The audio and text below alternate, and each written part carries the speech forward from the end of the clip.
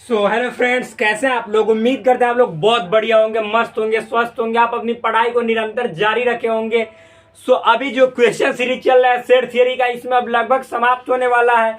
जो इसका सबसे इम्पोर्टेंट टॉपिक है जिसके लिए हमने ये सेट थियरी पढ़ाया है, वेन डायग्राम जस्ट इसके समझिए तो नेक्स्ट वाला जो वीडियो आएगा उसमें प्रोवाइड किया जाएगा। वेन डायग्राम इस तरह से समझाया जाएगा जैसे लगेगा कि हम प्रैक्टिकली करके अपने लाइफ में देख रहे हैं। ऐसा अनुभव, ऐसा फीलिंग आपके अंदर हम देखिएगा ला देंगे, जगा देंगे, ताकि आपको इतना इंटरेस्ट हो, मतलब इतना मजा आएगा, इतना इंटरेस्ट लगेगा उसमें कि कहिएगा कि हाँ बहुत मस्त से, बहुत अच्छे तरीके से आपने बताया। ऐसा कमेंट में लिखिएगा, ये भाई का वादा है, ये भाई का दावा है। देखिए नेक्स्ट क्वेश्चन क्या है मेरे भाई। आप पहली बार चैनल पे आए हो, प्लीज चैनल को सब्सक्राइब कर देना। वीडियो अच्छा लगे तो लाइक कर देना। याद रखिएगा डेली डेली एक ही बात को बोलना अच्छा नहीं लगता है। आप लगातार जितने जो पीछे का लेक्चर है, यदि क्लास 11th में है अभी, और या नेवी, एनडीए, एयरफोर्स या आईआईटी, जेईई मेंस लेवल की तैयारी करना चाहते हैं, आप कोई भी बोर्ड से हो भाई, उस सब के लिए इंपॉर्टेंट है। चाहे बिहार बोर्ड से हो, यूपी बोर्ड से हो, सीबीएसई से हो, कोई बोर्ड से, आईसीएसई बोर्ड से हो, डजंट मैटर। ये मैटर नहीं करता है, बस मैटर ये करता है पढ़ना है, समझना है। एनसीईआरटी को फॉलो करते हैं, अदर पब्लिकेशंस की बुक को सॉल्व करते हैं। No problem, without any hesitation आप चैनल को ज्वाइन कर सकते हो, देख सकते हो क्या है भाई बतला रहा है। अभी क्वेश्चन देखिए, टॉपिक जस्ट जैसे समाप्त होता है उसके तुरंत बाद हम जो भी उस पर बेस्ड यानी उस पर आधारित जो क्वेश्चन है, जो प्रश्न है, उसको सॉल्व करते हैं। देखिए यहाँ पे प्रश्न दिया गया, इसको हम सॉल्व करेंगे। क्या है भाई, मस्ती से देखेंगे। देखिए क्या है, तो ये जो क्वेश्चन है, इन सभी क्वेश्चंस को तुम या आप जो भी बोलो, मतलब मान कर, यानी लेट ए बराबर कुछ मानो, बी बराबर कुछ, सी बराबर कुछ, तब सॉल्व कीजिएगा तो इजी वे में हो जाएगा। वरना आपको आइडेंटिटीज का यूज करके, जो तादात्म्य का होता है, फॉर्मूला का यूज करके, जो हमने थ्योरम लिखवाया है उसका यूज करेंगे तो हो सकता है आपको बाउंस मारे। लेकिन जब एग्जाम बनाना तो वही चीज है, तो एग्जाम्पल पे क्यों नहीं हम बना दें। समझ में आया ना। तो इस तरह से इसको एग्जाम्पल से बनाइएगा, आपके लिए बहुत नॉर्मल होगा, इजी होगा। देखिए क्या कह रहा है, ए इंटरसेक्शन बी सबसेट होता है ए का, प्रूव करना है। निम्नलिखित को साबित करें, प्रूव द फॉलोइंग। जो क्वेश्चन दिया हुआ सेट थियरी चल रहा है, इसके जस्ट बाद हम रिलेशन स्टार्ट करेंगे। उससे पहले याद रखिएगा, एनडीए एयरफोर्स के लिए जो अरिहंत पब्लिकेशन होता है, लुसेंट पब्लिकेशन, उसको सॉल्व करके आपको दिखाएंगे।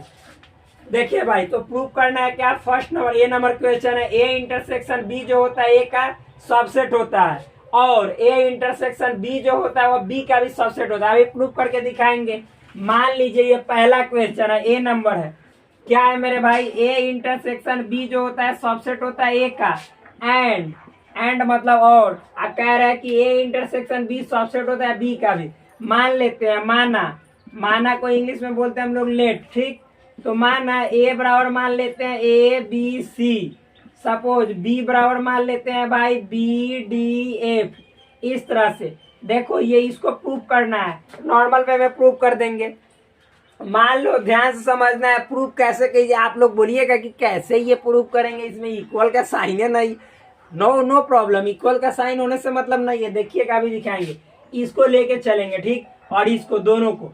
अच्छा देखिए, तो ए इंटरसेक्शन बी कह रहा है सबसेट होना चाहिए, एक भी दिखाएंगे, प्रूव करेंगे। तो ए इंटरसेक्शन बी कहने का मतलब ए क्या है मेरे भाई, ए बी सी, ठीक, इंटरसेक्शन बी कहने का मतलब मेरे भाई बी डी एफ।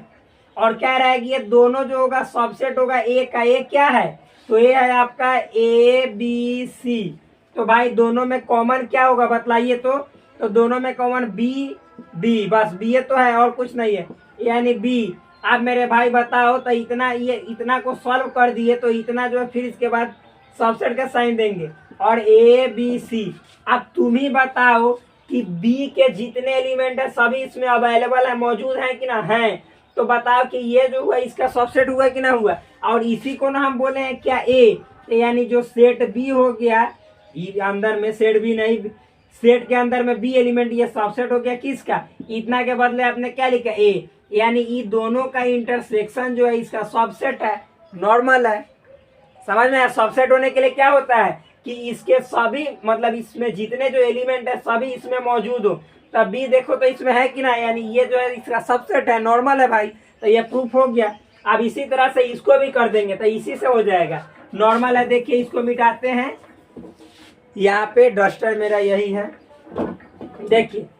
अब दूसरा क्या है इसमें, ए इंटरसेक्शन बी सबसेट होगा बी का, नॉर्मल है। ए इंटरसेक्शन बी, ए और बी में कॉमन देखो भाई, तो बार बार बोल रहे हैं कि यहाँ पे बी है, तो यहाँ पे बी, और यहाँ पे सबसेट है बी क्या है, तो बी है आपका बी डी एफ। तो बताइए ये बी जितना है सब इसमें है कि ना, यानी इस तरह से ये जो हुआ, ये इसके बदले बी लिखेंगे तो बी का सबसेट हो जाएगा, नॉर्मल है। समझ में आया? ये तो देख के भी लिख सकते हैं, नीचे लिखना है तो लिख दीजिएगा, क्योंकि यहाँ पे लिखिएगा बी समुच्चय, समुच्चय बी, ऐसे लिखिए कि ऐसे तीर का निशान लिखिएगा, लिखिएगा इस सेट के अवयव, अवयव सेट बी में मौजूद हैं, मौजूद हैं, अतः यह सेट बी का उप समुच्चय, उप समुच्चय है। देखिए भाई, मतलब इस सेट के जो अवयव है बी इसमें मौजूद है, सेट बी में मौजूद है ना, मौजूद है, तो इसलिए ये जो है दिया गया जो समुच्चय है ये क्या है, सेट बी का उप समुच्चय। इंग्लिश में लिखेंगे तो लिखेंगे the element of given set, ये वाला, the element of this set, the element of this set is available in set B, the element of this set is available in set B, so that, so that नहीं, so this set B, so this क्या लिखेंगे, so this is the subset of set B. यहाँ पे हिंदी से English में ऐसे नहीं बोलेंगे, so this is the subset of set B, ऐसे ही बोलिएगा तो दिक्कत आ जाएगा। लिखेंगे यहाँ पे, लिखेंगे the element of this set is available in set B, so this is the subset of set B. ये नॉर्मल है मेरे भाई, हार्ड नहीं है, सिंपल है, बहुत इजी है। तो इस तरह से आप लोग लिख लीजिएगा, ये प्रूफ हो गया। अब नेक्स्ट क्वेश्चन देखते हैं, 2 नंबर क्या है मेरे भाई। 2 नंबर आपका है यहाँ पे ए बराबर बी, ए बराबर B implied at, implied at A subset A intersection C बराबर बी इंटरसेक्शन सी। देखिए इसका 2 मतलब होता है। इम्प्लाइड एट कहने का मतलब ना, जब ए और बी बराबर हो, मतलब सेट ए जितना हो उतना ही सेट बी हो, तो यह इंगित करता है, दिखाता है कि ए इंटरसेक्शन सी और बी इंटरसेक्शन सी लीजिएगा तो दोनों बराबर आएगा। तो मान लेते हैं कि ए बराबर भाई 1 2 3, तो बी बराबर भी तो 1 के 2 3 होगा, क्यों, क्योंकि दोनों बराबर है। और सी बराबर मान लो आप 4 3 6, जो इच्छा है जो मान लो। तो आप LHS देखो, यहाँ पे इसको प्रूफ करना है, इसको, ये दोनों को। तो LHS ए इंटरसेक्शन सी, तो ए आपका क्या है 1 2 3, आ इंटरसेक्शन सी आपने क्या लिखा है 4 3 6। देखो इसमें तो दोनों में कॉमन देखो, इंटरसेक्शन का मतलब कॉमन, तो 3 3 है भाई, तो 3। अब LHS आ गया, अब RHS देखो, तो RHS में भी इतना ही आएगा, यानी RHS क्या है भाई, तो B इंटरसेक्शन C। तो B चूंकि A के बराबर है तो B क्या है 1 2 3, और फिर इंटरसेक्शन C का वैल्यू क्या है, तो C का वैल्यू है यहाँ पे 4 3 6, तो दोनों में फिर कॉमन 3 3, यानी देखो तो LHS में जितना था उतना ही RHS में है, यानी LHS बराबर RHS। तो इस तरह से ये बात जो हमने था इसको प्रूव कर दिया। आप चाहो तो इससे भी बना लो कि जब A इंटरसेक्शन C बराबर है B इंटरसेक्शन C, तो दोनों में C कॉमन है, तो ये तो सेम रहेगा, तो बराबर होने के लिए ये बराबर हो जाएगा। जैसे बात नहीं समझ में आया, नॉर्मल है। मान लो कि यहाँ पे x प्लस 2 बराबर है, यहाँ पे मान लो कि x माइनस x प्लस 2 बराबर है, यहाँ पे मान लो कि y प्लस 2 के, क्या x प्लस 2 बराबर है y प्लस 2 के, बहुत नॉर्मल है, बहुत नॉर्मल। x प्लस 2 बराबर है y प्लस 2 के, तो भाई ये 2 और 2 सेम है, तो ये मतलब इस 2 को होने ले जाओगे तो कट जाएगा, हट जाएगा, तो इसका मतलब क्या हो गया x बराबर y। तो उसी तरह से a इंटरसेक्शन c बराबर है b इंटरसेक्शन c के। तो इसमें तो जोड़ घटाव वाला वो सिंपल वाला जो फॉर्मूला लगाते हैं कि इधर जाएगा घट जाएगा, तो वैसे नहीं करना, ये समुच्चय का जोड़ घटाव है। तो भाई तो इसका मतलब ये दोनों सेम है, तो यानी ये और ये बराबर होगा। तो ऐसे भी लिख सकते हैं, यानी इससे ये भी प्रूफ हो सकता है। तो दोनों वे में किसी भी तरह से कर सकते हैं, आपके ऊपर डिपेंड करता है। ये बहुत ईजी है, नॉर्मल। ठीक, हमने बतला दिया, अब आपके ऊपर डिपेंड करता है भाई। नॉर्मल है, एक भी क्वेश्चन में दिक्कत नहीं होगा, जो भी चीज होगा उसको बतलाया जाएगा। आगे देखिए, सी नंबर क्या है मेरे भाई? तो सी नंबर है सी सबसेट ए और सी सबसेट बी इंप्लाई करता है, imply that C subset A intersection B.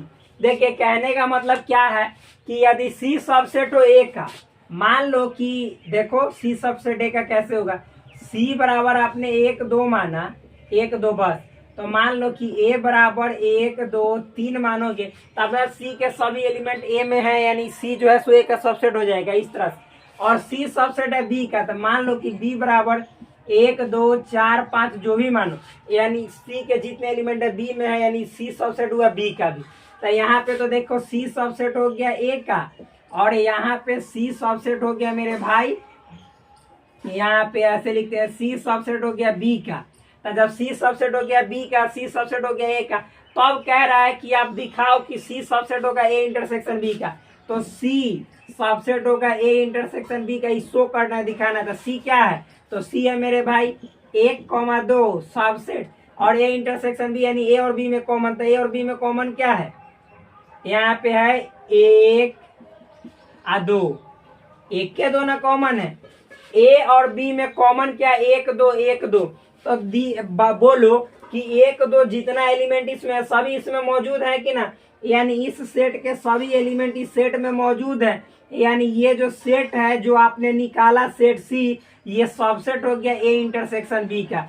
यानी यहाँ पे इस तरह से देख सकते हैं कि 1 2 किसको रिप्लाई करता है? रिप्लेस करता है सी को, और फिर ये 1 2 किसको रिप्लेस करता है? ए इंटरसेक्शन बी को। तो ये सी जो हो गया सबसेट हो गया ए इंटरसेक्शन बी का। तो इस तरह से आप दिखा सकते हैं। प्रूफ करना मतलब क्या? दिखाना, शो करो, दिखाओ, जस्टिफाई करो। तो यही है, नॉर्मल है। अब आगे देखिए, जब आइडेंटिटी, इसी को आइडेंटिटीज का यूज करके बनाइएगा तो बनेगा, लेकिन आपको समझ में नहीं आ पाएगा। जो हमने थियरम बताया आपको, आइडेंपोटेंट लॉ, फिर बार बार बोलते हैं identity law, commutative law, associative law, distributive law, De Morgan's law, फिर उसके बाद हमने कुछ थ्योरम्स बताए आपको। उन सबको याद जब आप लोग करोगे भाई, तब ये समझ में आने वाला। नहीं तो क्या आप लोग खुद बोलोगे ये कैसे हो गया, वो कैसे हो गया। इसीलिए एग्जाम्पल लेते हैं। नेक्स्ट अगला क्वेश्चन क्या है? ए हो गया, बी हो गया, सी हो गया। आप डी देखते हैं। डी क्या है? A subset B imply that B dash subset A dash. तो देखो जब भी डैश होगा तो ये याद रखना है क्या, कि उसमें यूनिवर्सल सेट मानेंगे। तो क्वेश्चन पहले लिख लेते हैं। डी क्या है? A subset B imply that B dash subset A dash. मान लेते हैं ए बराबर क्या होगा? 1 2 3। अब बी बराबर मान लेते हैं भाई हम यहाँ पे सपोज, देखो ए सबसेट है बी का, तब बी बराबर मानना नहीं, खुद हो जाएगा 1 2 3 4, तब ना ए सबसेट होगा बी का। तो ए से यहाँ पे यूनिवर्सल सेट, ही दोनों का सुपर सेट मानेंगे। 1 2 3 4 5 6, यानी इसके भी एलिमेंट होने चाहिए सभी, और इसके भी सभी एलिमेंट इसमें मौजूद होने चाहिए, तब जाके ये एस यूनिवर्सल सेट कहलाएगा, अदरवाइज यहाँ पे नहीं कहलाएगा। तो देखो इतना हो गया, यानी इस कंडीशन को मैंने फुलफिल कर दिया, इसको कर दिया। तब प्रूफ करना है कि इतना मतलब आपको प्रूफ कीजिए, दिखाइए कि बी डैश जो होगा ए डैश का सबसेट होगा। इतना हुआ तब, मतलब समझिएगा, कह रहा है कि आप साबित करो कि जब ए सबसेट होता है बी का, तो ये दिखाओ कि बी डैश सबसेट होगा ए डैश का। मतलब ये हुआ, समझ में आया? आगे देखिए भाई, तो अब यहाँ पे हम देखते हैं क्या, बी डैश पहले निकालते हैं। बी डैश निकालेंगे तो एस माइनस बी, तो एस में से बी के एलिमेंट को हटा देंगे, तो 1 2 3 4 5 6 में से 1 2 3 4 को हटा देंगे, तो एस में क्या बचा? 5 6। तो यहाँ पे बी डैश का वैल्यू 5 6 आ गया। फिर ए डैश निकालना है, तो ए डैश बराबर मतलब एस में से ए को छाट दो, तो एस है आपका 1 2 3 4 5 6, इसमें से ए यानी 1 2 3 को छाटोगे, तो 1 2 3 को छाटोगे तो बचेगा 4 5 6। आप देखो नॉर्मल है भाई, तो कह रहे कि दिखाओ कि बी डैश सबसेट होगा ए डैश का, तो यहाँ पे तो इसी को हम मतलब इम्प्लाइड एट ना बोल सकते हैं कि बी डैश या इम्प्लाइड एट ना नीचे लिख दीजिए। बी डैश का क्या है, तो 5 6 सबसेट, ए डैश क्या है 4 5 6। आप बताओ कि इसके सभी एलिमेंट इसमें मौजूद हैं कि ना, तो इसका मतलब ये इसका सबसेट हो गया। इसको हमने दिखा दिया, प्रूव्ड कर दिया, दिखाना ही तो है नॉर्मल। समझ में आया। नेक्स्ट आगे देखिए मेरे भाई, डी के बाद ई क्या है, A union phi intersection, A union phi intersection, A intersection phi, ये ए है, ए इंटरसेक्शन फाई आप बराबर फाई। ये तो और इजी है, ये तो एलएचएस से ही हो जाएगा। मान लो ए को मान लो भाई, सपोज आपने ए को मान लिया 1 2, तो एलएचएस फाई मतलब होता है खाली, ए यूनियन फाई फिर इंटरसेक्शन, ए इंटरसेक्शन फाई। अब यहाँ पे देखना, ए यूनियन फाई कहने का मतलब ए और फाई को मिला, फाई मतलब खाली। और जब खाली में पूरा ए जोड़ोगे तो ए ही तो आएगा, ये नहीं भी मानोगे तो हो जाएगा। मान लो कि आपको देखो ध्यान से समझो भाई, ए में है 1 2 और इसमें यूनियन फाई करना है, फाई मतलब खाली, तो ये दोनों को जोड़ोगे तो 1 के 2 तो आएगा, तो यानी इतना के बदले 1 2 मतलब ए लिख सकते हैं यहाँ, तो ए लिखेंगे। और याद रखना इंटरसेक्शन का साइन दो, और ए इंटरसेक्शन फाई, ए का मतलब हुआ मेरे भाई 1 2 और यहाँ पे इंटरसेक्शन फाई का मतलब खाली, इंटरसेक्शन का मतलब कॉमन, तो दोनों में कॉमन, तो इसमें 1 2 इसमें कुछ नहीं, तो दोनों में कॉमन कुछ नहीं, खाली है। यानी इतना के बदले हम लिखेंगे फाई, आई इंटरसेक्शन का इंटरसेक्शन हमने लिख दिया था फाई। अब बताओ कि ए में और फाई में फिर कॉमन, तो ए मेरे भाई 1 2 है, या इंटरसेक्शन फाई का मतलब खाली, तो ये दोनों में फिर कॉमन कहाँ कुछ है, खाली है, यानी फाई लिखेंगे। तो इतना ही तो लाना था बराबर। आरएचएस प्रूव नॉर्मल है, ये तो बहुत नॉर्मल है, तो इसको मिटाते हैं। नेक्स्ट क्वेश्चन देखिए मेरे भाई, ई के बाद एफ, एफ में क्या है आपका A intersection A union B बराबर ए यूनियन और फिर ए इंटरसेक्शन बी बराबर है, ये भी नॉर्मल है। देखिए यहाँ पे A intersection A union B बराबर A union A intersection B आ बराबर में ए। देखिए ए में ए मान लेते हैं हम 1 2 और बी मान लीजिए 2 3, बस इतना मान लेते हैं। एलएचएस, ठीक, एलएचएस, ये एलएचएस है, ये एमएचएस है। यानी देखो एलएचएस का मतलब लेफ्ट हैंड साइड यानी बायां पक्ष, एमएचएस का मतलब मिडिल हैंड साइड यानी मध्य पक्ष, और आरएचएस का मतलब राइट हैंड साइड यानी दायां पक्ष। तो देखिए एलएचएस लेके चलते हैं, सब बराबर ला देंगे। तो A intersection A union B, सबसे पहले ब्रैकेट वाला का काम करेंगे। ए यूनियन बी मतलब ए और बी को मिलाना है, मिला दो। ए का पहले लिख देते हैं 1 2 और फिर बी वाला लिखते हैं, तो 2 चूंकि लिख दिए तो फिर रिपीट नहीं करेंगे, ये 3 लिखेंगे। अब ए का लिखते हैं फिर 1 2 और इंटरसेक्शन और 1 2 3। अब देखो दोनों में इंटरसेक्शन का मतलब कॉमन, तो कॉमन क्या आ जाएगा 1 2। अब दोनों में कॉमन 1 2 आ गया मेरे भाई, तो एलएचएस में इतना आया, तो एमएचएस लेके चलेंगे। एमएचएस में भी इतना आना चाहिए। एमएचएस क्या है, ये है A union A intersection B. तो A union A intersection B मतलब ए और बी में कॉमन, तो ए और बी में कॉमन क्या है, सिर्फ 2 है, तो यहाँ पे 2 डालेंगे। ए यूनियन ए में क्या है मेरे भाई 1 2 और यूनियन 2, ये दोनों को मिला दोगे तो 1 2 पहले लिख देंगे, फिर चूंकि इसमें 2 ही है तो नहीं लिखेंगे। यानी देखो एलएचएस में 1 2, एमएचएस में भी 1 2, यानी एलएचएस एमएचएस बराबर हुआ। अब आरएचएस के देखेंगे, तो आरएचएस में क्या है ए। अब इसी ए के बदले हम क्या लिखेंगे 1 2। अब बता तो भाई एलएचएस में भी 1 2, एमएचएस में भी 1 2, आरएचएस में भी 1 2, यानी यहाँ पे एलएचएस बराबर हो गया एमएचएस और बराबर हो गया आरएचएस, यानी सब क्या हो गया, तब बराबर हो गया। इसी को कहेंगे प्रूफ। समझ में आया, मिटाते हैं।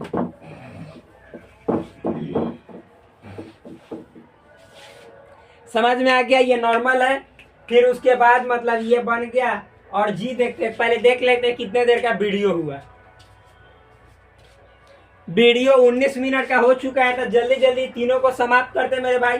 कह रहा है कि ए सबसेट बी इंप्लाइड एट सी माइनस बी सबसेट होगा सी माइनस ए के। तो ये तो और नॉर्मल है। मान लो यहाँ पे देखो, सबसे पहले ये ऊपर वाला को मिटा देते हैं।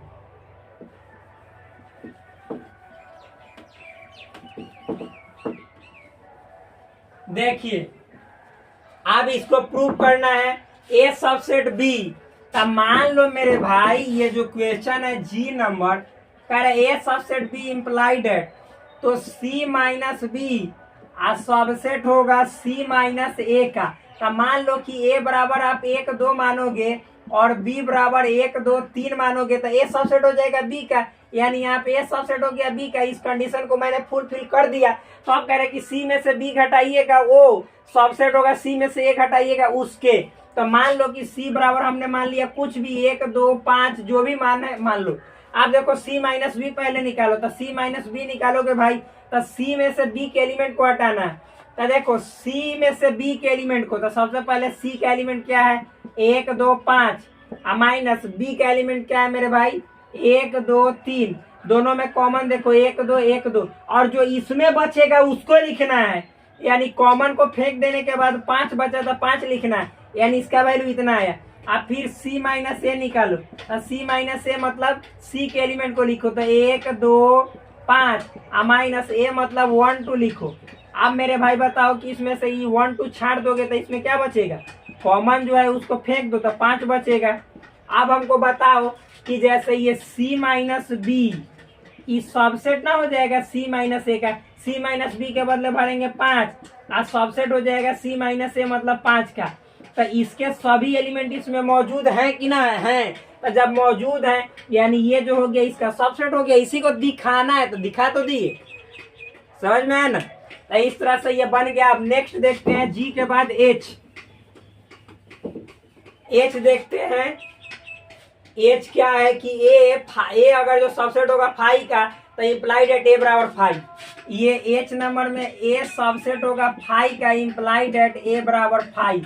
अच्छा भाई यहाँ पे जो 5 है आपको ए सबसेट होगा 5 का, तब मान लीजिए 5 मतलब खाली कह रहे कि ए अगर जो इसका सबसेट होगा तो ए में भी कुछ नहीं होगा, तब तो मतलब कि जैसे ये 5 का सबसेट होगा क्या। अच्छा सबसे पहले सबसेट का मतलब आप लोग समझ लीजिए। देखिए मान लीजिए ए बराबर 1 है और बी बराबर मान लीजिए 1 2 3 है, तो ए के जितने एलिमेंट है सभी बी में मौजूद है ना, तो यानी सेट ए जो होगा सबसेट होगा बी का। अच्छा मान लो कि इतना भी रहता यानी ए में एक और बी में भी एक, तो ए के सभी एलिमेंट बी में मौजूद है, यानी एक में जो एक है ए में जो एक है वो बी में है, यानी ए जो है सो बी का सबसेट हो जाएगा।